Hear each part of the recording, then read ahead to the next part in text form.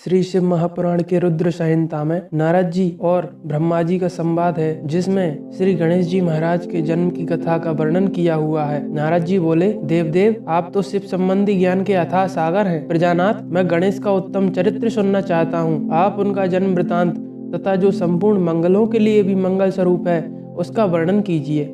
महामुनि, नारद का ऐसा वचन सुनकर ब्रह्मा जी का मन हर्ष से गदगद हो गया। वे बड़े प्रसन्न हो गए। वे शिव जी का स्मरण करके बोले, नारद, पहले जो मैंने विधि पूर्वक गणेश जी की उत्पत्ति का वर्णन किया था कि शनि की दृष्टि पड़ने से गणेश का मस्तक कट गया था, तब उस पर हाथी का मुख लगाया गया था, वह कल्पांतर की कथा है, अर्थात दूसरे कल्प की कथा है। अब सूत कल्प में घटित हुई गणेश जी के जन्म की कथा का वर्णन करता हूँ, जिसमें कृपालु शंकर ने ही उनका मस्तक काट लिया था। मुने, इस विषय में तुम्हें संदेह नहीं करना चाहिए, क्योंकि भगवान शंभु कल्याणकारी, सृष्टिकर्ता और सबके स्वामी हैं। वे ही सगुण और निर्गुण भी हैं। उन्हीं की लीला से सारे विश्व की सृष्टि, रक्षा और विनाश होता है। मुनि श्रेष्ठ, अब विषय को आदर पूर्वक श्रवण करो। एक समय पार्वती जी की जया और विजया नाम वाली सखियां उनके पास आकर कहने लगी, सखी सभी गण रुद्र के ही हैं। नंदी, भृंगी आदि जो हमारे गण हैं, वे भी शिव के ही आज्ञा पालन में तत्पर रहते हैं। वे सभी शिवाज्ञा परायण होकर द्वार पर खड़े रहते हैं। यद्यपि वे सभी हमारे भी हैं, तथापि उनसे हमारा मन नहीं मिलता। इसलिए हे पाप रहते माता,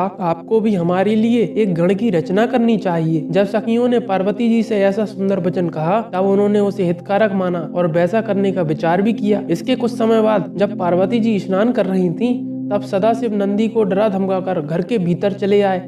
शंकर जी को आते देखकर स्नान करती हुई जगत जननी पार्वती उठकर खड़ी हो गईं। उस समय उनको बड़ी लज्जा आई। वे आश्चर्यचकित हो गईं। उस समय उन्होंने सखियों के वचन को याद किया तथा सुखप्रद माना। उस समय ऐसी घटना घटित होने पर माया परमेश्वरी शिव पत्नी पार्वती ने मन में ऐसा विचार किया कि मेरा कोई ऐसा सेवक होना चाहिए जो परम शुभ, कार्य कुशल और मेरी ही आज्ञा में तत्पर रहने वाला हो, उससे तनिक भी विचलित होने वाला ना हो। यूं किया विचार कर पार्वती देवी ने अपने शरीर की उपटन से एक ऐसे चेतन पुरुष का निर्माण किया जो संपूर्ण शुभ लक्षणों से युक्त था। उसके सभी अंग सुंदर एवं दोष रहित थे। उसका शरीर बहुत विशाल था, परम शोभायमान, महान बल पराक्रम से संपन्न था। देवी ने उसे अनेक प्रकार के वस्त्र, नाना प्रकार के आभूषण और बहुत सा उत्तम आशीर्वाद देकर कहा कि तुम मेरे पुत्र हो और मेरे अपने ही हो। तुम्हारे समान प्यारा यहाँ कोई दूसरा नहीं है। वह वाला कोई और नहीं, भगवान श्री गणेश थे। पार्वती के ऐसा कहने पर वह उन्हें नमस्कार करके बोले, माँ, आज आपको कौन सा कार्य आ पड़ा है? मैं आपके कहे अनुसार उसे पूरा करूंगा। गणेश की यूं पूछने पर पार्वती जी अपने पुत्र को उत्तर देते हुए बोली, तात, तुम मेरे पुत्र हो, अतः तुम मेरी बात सुनो। आज से तुम मेरे द्वारपाल हो जाओ। सतपुत्र मेरी आज्ञा के बिना कोई भी हठपूर्वक मेरे महल के भीतर प्रवेश न करने पाए, चाहे वह कहीं से भी आए और कोई भी हो। बेटा,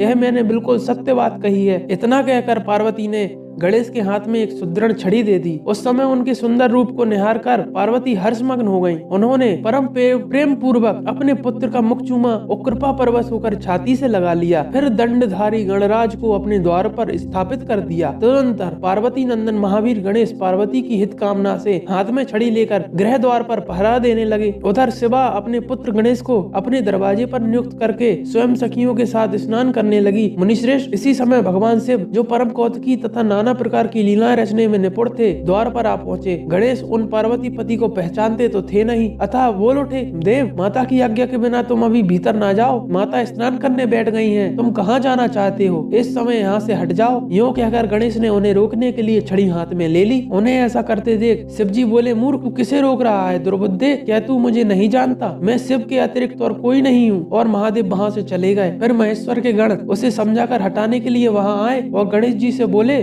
सुनो, हम मुख्य शिवगण ही द्वारपाल हैं और सर्वव्यापी भगवान शंकर की आज्ञा से तुम्हें हटाने के लिए यहाँ आए हैं। तुम्हें भी गण समझकर हम लोगों ने मारा नहीं है, अन्यथा तुम कब के मारे गए होते। अब भला इसी में है कि तुम अपने ही आप दूर हट जाओ।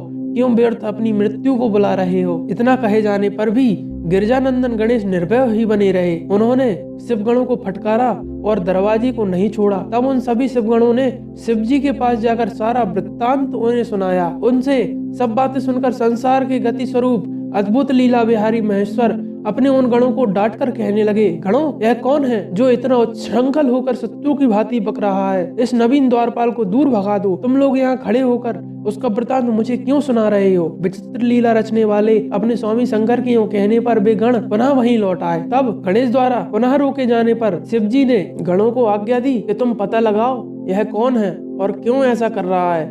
गणों ने पता लगाया और बताया कि ये गिरजा के पुत्र हैं तथा द्वारपाल के रूप में बैठे हैं। तब लीला रूप शंकर ने विचित्र लीला करनी चाहिए, क्योंकि शंकर भगवान तो सब जानते हैं तथा अपने गणों का गर्व भी मिटाना चाहते हैं। भोलेनाथ के गण भी शिव जी के गण हैं यह सोचकर घमंड करने लगे हैं, इसलिए भोलेनाथ उन्हें शिक्षा देना चाहते थे। इसलिए गणों को तथा देवताओं को बुलाकर गणेश जी से भीषण युद्ध करवाया, तब वे कोई भी गणेश को पराजित न कर सके। तब स्वयं शूलपाणी महेश्वर आए, गणेश जी ने माता के चरणों का स्मरण किया, तब शक्ति ने उन्हें बल प्रदान कर दिया। सभी देवता शिव जी के पक्ष में आ गए। घोर युद्ध हुआ। युद्ध बहुत समय तक चलता रहा। आगे क्या हुआ देखिए भाग 2 में, जब शिव जी ने गणेश जी के मस्तक को काट दिया। श्री शिवाय नमस्तुभ्यं।